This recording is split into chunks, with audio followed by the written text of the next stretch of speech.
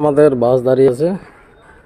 এই হচ্ছে চালসা যুব আবাস, যেটা আমরা পুরোটাই আর কি আজকের মতো করে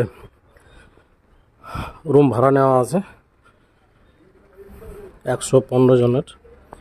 আর পিছনে একটা কটেজ আছে, কটেজ 1, কটেজ 2। 1 নম্বর কটেজটা আমাদের নেওয়া আছে। এখানে 5 জন থাকার ক্যাপাসিটি আছে। কেউ ফ্যামিলি নিয়ে আসলে এখানে থাকতে পারে।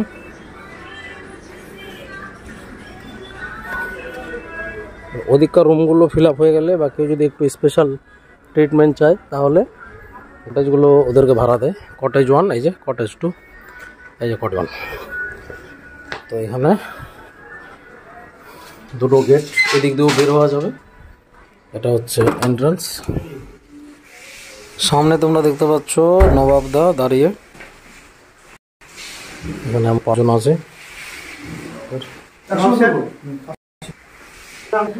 কটেজের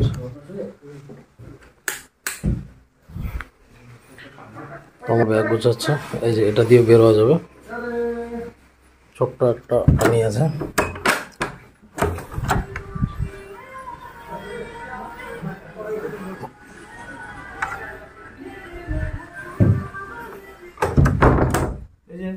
আর এখানে কি বলো,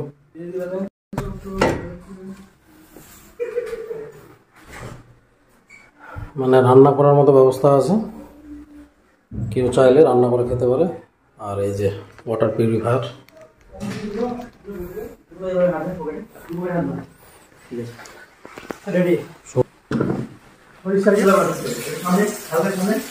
বিশাল বড় টয়লেট।